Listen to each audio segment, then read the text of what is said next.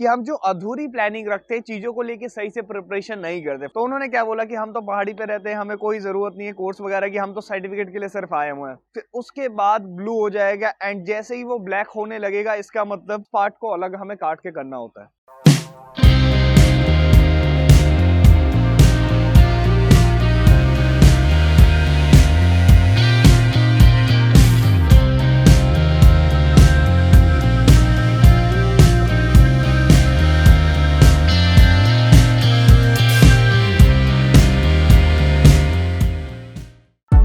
नमस्कार दोस्तों, तो मैं आपका अपना adventure friend Gaurav Tiwari and welcome back to my channel Gaurav adventure. तो दोस्तों, इस वीडियो में हम बात करने जा रहे हैं माउंटेन्स हैजार्ड्स के बारे में। माउंटेन हैजार्ड्स क्या होते हैं, कितने टाइप्स के होते हैं, उसके अंदर क्या क्या डिफिकल्टीज आती है और उसे हम फेस कैसे कर सकते हैं। तो सारी चीज़ों का सॉल्यूशन मैं इस वीडियो में देने वाला हूं। साथ ही साथ अगर आप उस सिचुएशन में पहुंच जाए तो कैसे निकलना है, वो चीज़ें भी मैं आपको बताने वाला हूं। तो दोस्तों, एक एक करके सारे पॉइंट्स पे नजर डालेंगे एंड डिस्कस करेंगे सारी चीज़ों के बारे में।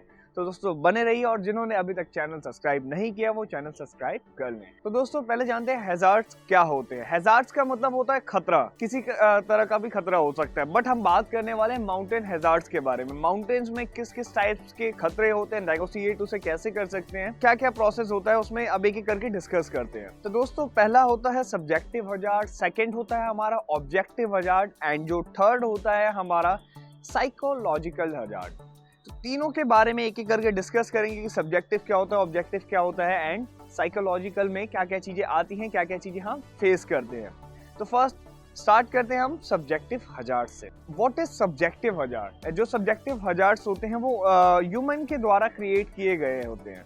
तो इसे हम नेगोशिएट कर सकते हैं या जो इसका खतरा है वो कम हम कर सकते हैं। तो इसमें भी कौन कौन सी चीजें होती है, एक एक करके पॉइंट डिस्कस करते हैं। तो दोस्तों, इसके अंदर जो पहला पॉइंट आता है इनसफिशिएंट प्लानिंग, कि हम जो अधूरी प्लानिंग रखते हैं, चीजों को लेके सही से प्रिपरेशन नहीं करते। फॉर एग्जांपल, अगर हम किसी कोर्स के लिए जा रहे हैं तो पहले से उसके लिए प्रिपरेशन होनी चाहिए। ऐसे ही अगर हम माउंटेन क्लाइंबिंग के लिए जा रहे हैं तो उसके बारे में सारी नॉलेज हमें पहले से रखनी चाहिए कि क्या क्या प्रॉब्लम्स हमें आ सकती है इन केस अगर हम जाते हैं।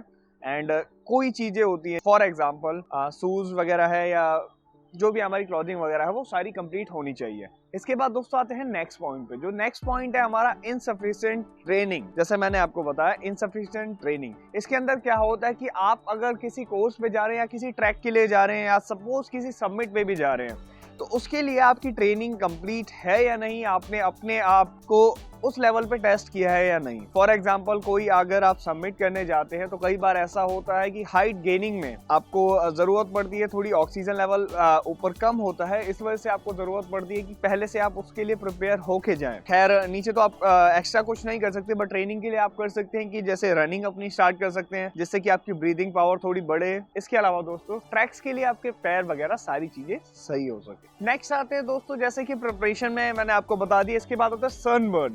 सनबर्न से आप बच सकते हैं, जैसे कि सनस्क्रीन लेके जा सकते हैं, तो उससे आपका सनबर्न नहीं होगा, स्किन बर्न नहीं होगा, ये सारी चीजें अवॉइड हो जाएंगी। इसके बाद आता है इनकरेक्ट एटीट्यूड और मिस्टेक। कई बार ऐसा होता है, हम कई चीजों को लेके ओवर कॉन्फिडेंस रहते हैं कि कुछ लोग मेरे साथ भी थे जो कोर्सेज में आए हुए थे, वो कह रहे इसके लिए हम तो नॉर्मली ऐसे बुरा मत मानिएगा, बट कुछ पहाड़ी लोग थे तो उन्होंने क्या बोला कि हम तो पहाड़ी पे रहते हैं, हमें कोई जरूरत नहीं है कोर्स वगैरह की, हम तो सर्टिफिकेट के लिए सिर्फ आए हुए हैं, हम तो बिना रोप वगैरह के भी हम कर लेंगे, बट हमें कुछ चीजें अपनी चीजें स्टार्ट करनी है तो उसके लिए हम कर रहे हैं ये कोर्स। तो ये चीजें भी बहुत देखने को मिलती है कि कई लोग ओवर कॉन्फिडेंस रहते हैं और इसी वजह से बहुत सारे इंसिडेंट एक्सीडेंट होते हैं और कई ऐसे लोग जान गंवा बैठते हैं। तो इस चीज का दोस्तों खास तौर पे ध्यान रखें कि ओवर कॉन्फिडेंस ना हो। हाँ, अपनी चीजों को लेकर प्रिपेयर रहे, कॉन्फिडेंट रहे, बट ओवर कॉन्फिडेंट कहीं ना कहीं ना हो। और दूसरों को लेके एटीट्यूड आपका ऐसा नहीं होना चाहिए। कई बार अगर आपका एटीट्यूड इतना ही गंदा है तो दूसरा बंदा छोड़ के चला जाएगा अगर आपके साथ कोई ऐसी सिचुएशन होती है तो इस चीज का भी दोस्तों ध्यान रखें। इसके अलावा दोस्तों, जो सबसे इंपॉर्टेंट पॉइंट है जो हमें फेस करनी पड़ती है माउंटेन्स में, और आपने अक्सर सुना होगा माउंटेनियर से कि फ्रॉस्ट बाइट। फ्रॉस्ट बाइट क्या होता है अभी शॉर्ट में समझा देता हूँ और इसके ऊपर पूरी वीडियो में लेके आ जाऊंगा। तो दोस्तों, फ्रॉस्ट बाइट क्या होता है? मैक्सिमम जो फ्रॉस्ट बाइट के चांसेस होते हैं, अगर कोई आपका पार्ट, फॉर एग्जांपल फिंगर हो गया, नीचे टैरो के फिंगर हो गए, इसके अलावा नाक हो गया, कान हो गया, अगर बर्फ के कांटेक्ट में 24 घंटे तक रहते हैं तो फ्रॉस्ट बाइट का खतरा बन जाता है, या फ्रॉस्ट बाइट मैक्सिमम चांसेस हैं कि आपको हो सकता है। तो इसके अंदर इसके जो सिम्टम्स होते हैं शॉर्ट में बता देता हूँ अभी आपको। तो सिम्टम्स क्या होते हैं? सिम्टम्स के अंदर पहले आपका जो पार्ट होगा पूरी तरीके से रेड हो जाएगा, फिर उसके बाद ब्लू हो जाएगा, एंड जैसे ही वो ब्लैक होने लगेगा इसका मतलब फ्रॉस्ट बाइट। सपोज अगर ये पार्ट मेरा ब्लैक होने लग गया, तो ब्लैक पार्ट जब होने लग जाता है तो उसके अंदर क्या करते हैं, उस पार्ट को अलग हमें काट के करना होता है। अब मुझे पता तकलीफ वगैरह होती है एंड बहुत सारी चीज़ें फेस करनी पड़ती हैं, तो वो पार्ट आपका काट के अलग करना होता है। फॉर एग्जाम्पल अगर आप एवरेस्ट मूवी देखते हैं तो उसके अंदर भी फ्रॉस्ट बाइट का बहुत अच्छे से एग्जाम्पल दिया गया है। इसके अलावा उसके अंदर एक और प्रॉब्लम आती है स्नो ब्लाइंडनेस, तो उसके बारे में भी बहुत अच्छे से बताया गया है। इसके अंदर करते क्या है, फ्रॉस्ट बाइट अगर आपको हो जाता है तो पहले तो वो पार्ट अलग कर देते हैं, और अदरवाइज अगर स्टार्टिंग में आपका फ्रॉस्ट बाइट तैयार अभी जस्ट स्टार्ट हुआ है तो उसके अंदर आपको क्या करना होता है कि गर्म पानी, उबले हुए पानी के अंदर सीधा आपको हाथ डिप करना होता है, या जो बॉडी पार्ट हो सीधा गर्म पानी के अंदर डिप करना होता है। उससे क्या होता है, आपका चांसेस होते हैं कि फ्रॉस्ट बाइट आगे ना जाए। हाँ, बट अगर स्किन आपकी ब्लैक पड़ने लग गई है तो वो आपको काट के अलग करना पड़ेगा। उसके बाद दोस्तों बात करते हैं अपना स्नो ब्लाइंडनेस के बारे में। स्नो ब्लाइंडनेस क्या होता है? तो स्नो ब्लाइंडनेस क्यों होता है पहले तो ये डिस्कस करते हैं। कई बार ऐसा होता है दोस्तों, जब हम किसी ट्रैक पे जाते हैं, बर्फ होती है और अपना जो सनग्लासेस होते हैं वो हम रिमूव कर देते हैं, कुछ देर के लिए रखते हैं। तो इसके अंदर दोस्तों क्या होता है, इसके अंदर आपकी आंखें कुछ टाइम के लिए ब्लाइंड हो जाती है, आपको दिखाई देना बंद हो जाता है। तो दोस्तों इसके जो सॉल्यूशन है, कैसे इससे ठीक हुआ जा सकता है एंड क्या क्या प्रॉब्लम्स आपको फेस करनी पड़ती हैं, या आप अगर स्नो ब्लाइंडनेस आपको हो गई हमेशा के लिए तो आप अंधे नहीं हो जाते, तो ऐसी बहुत सारी चीजें हैं, तो एक एक करके डिस्कस करते हैं। तो दोस्तों पहला क्या होता है, चश्मा अगर आप नहीं पहनते ऊपर, या जो आपके सन ग्लासेस हैं ऊपर आप सबमिट पे नहीं पहनते, तो मैक्सिमम ऑफ द टाइम आपका चांस होता है स्नो ब्लाइंडनेस आपकी हो जाए और आंखें आपकी जा सकती हैं। इसका जो प्रोसेस होता है दोस्तों लंबा प्रोसेस नहीं होता, ये ठीक हो सकता है। मैक्सिमम ऑफ द केसेस में ऐसा देखा गया है। आई थिंक कोई भी ऐसा केस नहीं आया है कि स्नो ब्लाइंडनेस की वजह से परमानेंट कोई अंधा हुआ है। तो दोस्तों हो सकता है ऐसा अगर हुआ हो, अगर कोई हुआ हो, ऐसा केस आया हो, तो आप भी मुझे इन्फॉर्म कर सकते हैं। तो इसका सॉल्यूशन क्या है, अगर स्नो ब्लाइंडनेस आपको या आपके किसी मेंबर को हो गई है तो कैसे अब ठीक हुआ जाए?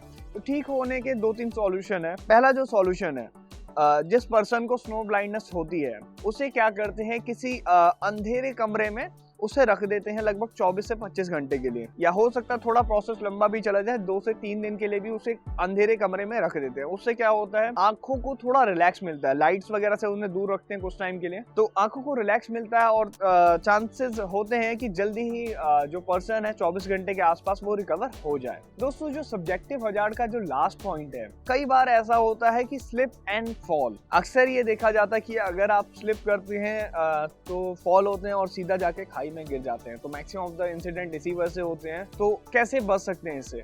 तो पहला है दोस्तों, जो आपके बूट्स होने चाहिए वो प्रॉपर स्नो में चलने लायक या ट्रैक पे चलने लायक होने चाहिए। स्नो में जा रहे तो स्नो बूट्स पहने, या कोई भी ऐसी क्वालिटीज का आप शूज पहने कि जिसमें ग्रिप बनी रहे। पहला पॉइंट तो ये हो गया। अब इससे सेकंड पॉइंट बताता हूँ। तो सेकंड पॉइंट के अंदर क्या है, एक जो टेक्निक होती है फॉल, अगर आप बीएमसी के लिए जाते हैं तो आपको टेक्निक्स बताई जाती हैं जिसमें आपको फॉल की टेक्निक बताई जाती है। जैसे कि सपोज अगर आगे की तरफ आप गिरते हैं तो कैसे ग्रिप करके अपने आप को रोक सकते हैं, पीछे की तरफ गिरते हैं तो नीचे स्लाइड की तरफ जा रहे हैं तो आईसेक्स से कैसे जाके आप रोक सकते हैं। एक टेक्निक होती है, टेक्निक अभी मैं आईसेक्स नहीं है तो सही से बता नहीं पाऊंगा, हाँ, बट बीएमसी के लिए अगर आप जाते हैं तो ये टेक्निक्स के बारे में बताया जाता है, तो वो टेक्निक्स भी आप सीख के जा सकते हैं। So thank you so much guys, मिलते हैं नेक्स्ट वीडियो में जिसमें मैं कवर करूंगा, ये वीडियो पता है मुझे थोड़ी लंबी हो गई, तो नेक्स्ट वीडियो में जिसमें मैं कवर करूंगा ऑब्जेक्टिव हजार्ड एंड उसके बाद psychological hazard. Thank you so much guys for watching this video. अगर वीडियो अच्छी लगी हो तो लाइक, कमेंट एंड शेयर करें, एंड हमें इंस्टाग्राम पे फॉलो करना भी ना भूलें। Take care, bye bye and be safe.